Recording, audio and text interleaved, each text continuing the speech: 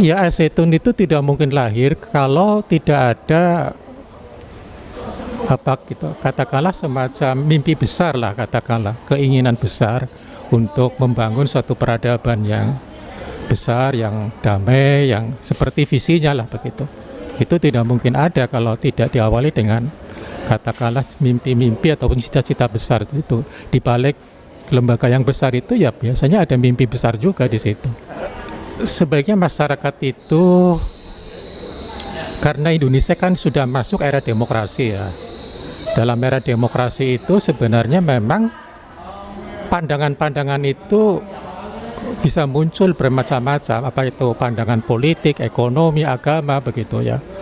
Dan itu masyarakat itu mestinya diberi semacam persiapan mental bahwa kalaupun berbeda tidak selalu kita cepat-cepat mengatakan sesat sebagaimana, jangan dulu lah, kita tabayun dulu, kita klarifikasi dulu begitu.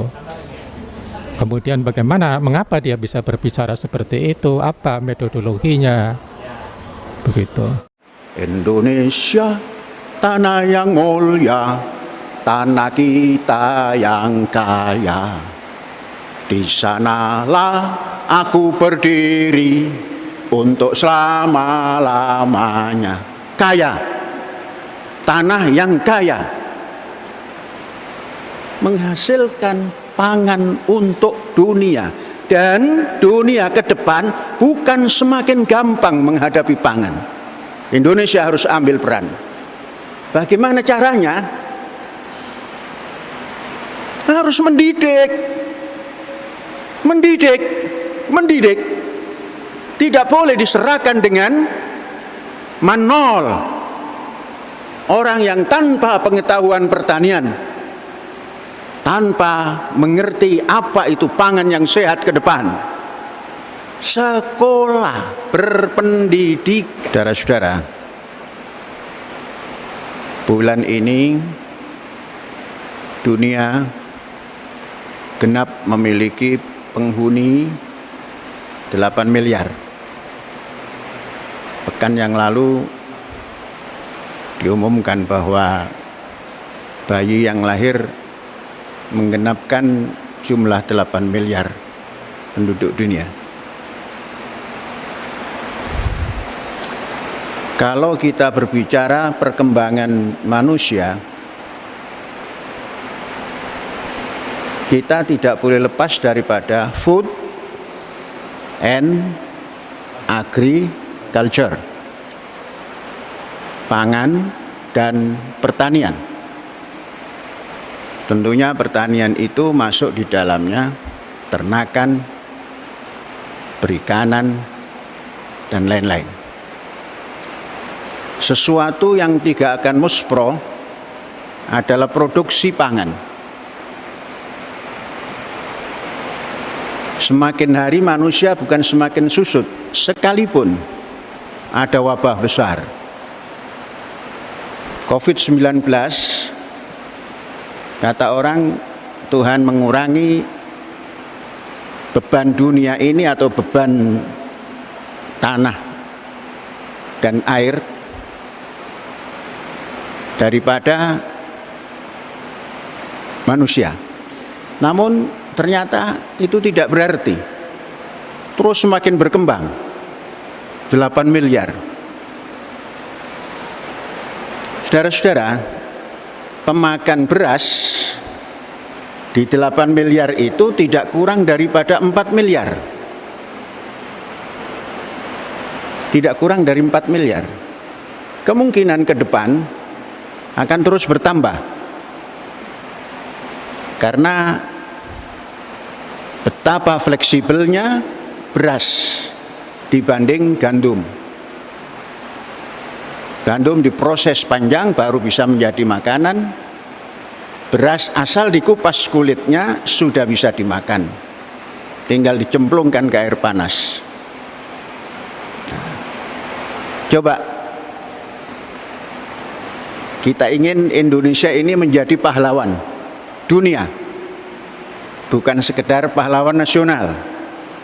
Kalau pahlawan nasional itu ukurannya perang, bisa berantem menang jadi pahlawan gitu kan. Coba bagaimana Indonesia menjadi pahlawan dunia tentang pangan. Mari kita hitung ke depan dengan kepintaran manusia di dalam menghadapi kehidupan, semakin tidak banyak memakan karbohidrat.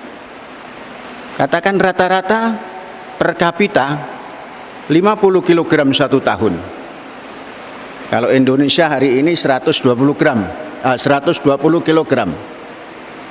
Nanti ke depan rata-rata 50 kg per tahun. 50 kg itu sama dengan 0,05 ton ya. Betul.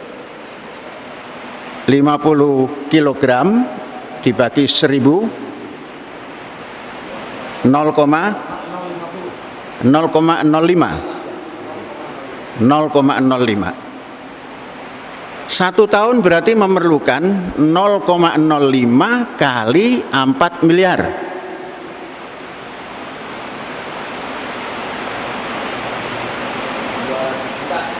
$200 juta saja beras. Katakan 1 hektar rata-rata bisa menghasilkan 5 ton beras. Dan dalam 1 tahun Indonesia kita buat mampu menanam minimal 2 kali. Berarti 10 ton. 1 hektar 10 ton dibagi 10 ton. Berapa?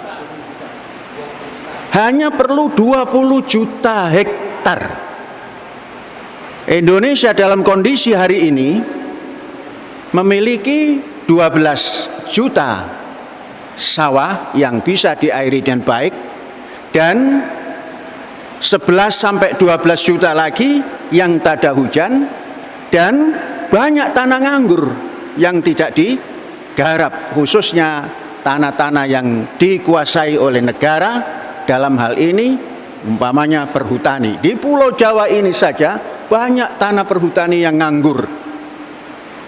Jadi berapa sudah? Katakan 12 ditambah 12, 24. Masih kurang berapa?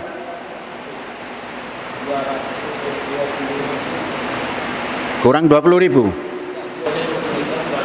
Sudah ada 24. Lebih 4 juta. Nah, saudara-saudara, Jawa katakan mengambil 55% persawahan. Sulawesi kemudian yang pernah disurvei oleh Belanda untuk mengganti Jawa ini Merauke. Merauke sangat luas. Jadi kalau kita masuk ingin menjadi pahlawan dunia, mempersiapkan pangan, Indonesia cukup. Tapi harus kembali kepada filosofi bangsa ya. Indonesia, tanah yang mulia, tanah kita yang kaya. Di sanalah aku berdiri untuk selama-lamanya. Kaya, tanah yang kaya, menghasilkan pangan untuk dunia.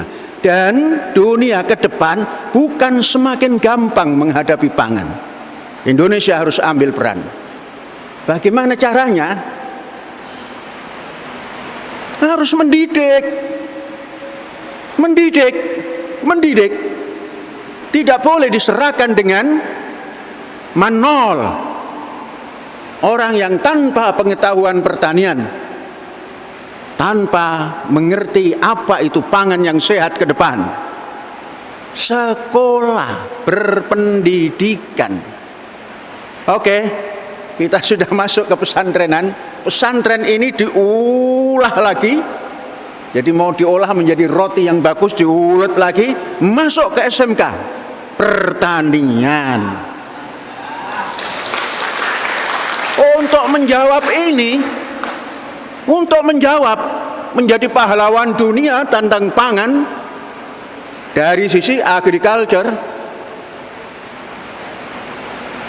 tanpa pendidikan ya kene-kene baik. Tiba heula. Urang tiba heula dari dulu pertanian di kita seperti ini kan.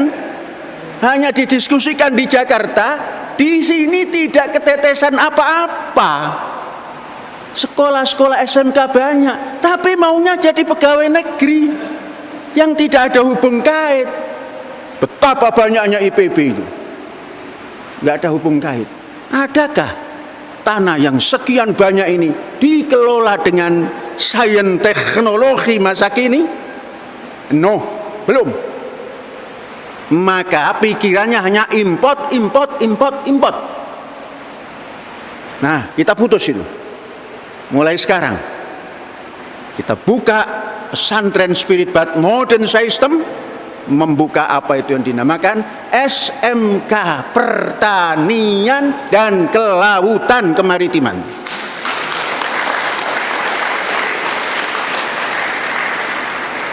Tapi kalau membuka sekolah itu tetek bengeknya banyak. Syarat masrutnya itu loh banyak. Padahal kita ingin bertani tapi syaratnya macam-macam. Tapi ini namanya orang modern, harus diikuti. Contoh, kalau punya SMK harus bekerja sama dengan apa itu semacam ya bagian industri ya. Kita sudah punya industri pertanian, nanti kerjasamanya dengan kita. Kita yang membuat, kita yang bekerja sama, yang naikin kan saya juga. Saya juga yang naikin, mohon ke Departemen PDK. Saya ini ingatnya PDK saja, tapi nggak apa-apa lah. PDK itu pendidikan nasional gitu kan. Nanti kerjasama dengan apa namanya industrinya saya yang naikin lagi. Nah, tapi bukan jeruk makan jeruk. Ini namanya apa namanya integrated. Nanti diwakilkan ke Ustadz Ali yang naikin gitu kan. Diwakilkan lagi ke Pak Syukur umpamanya.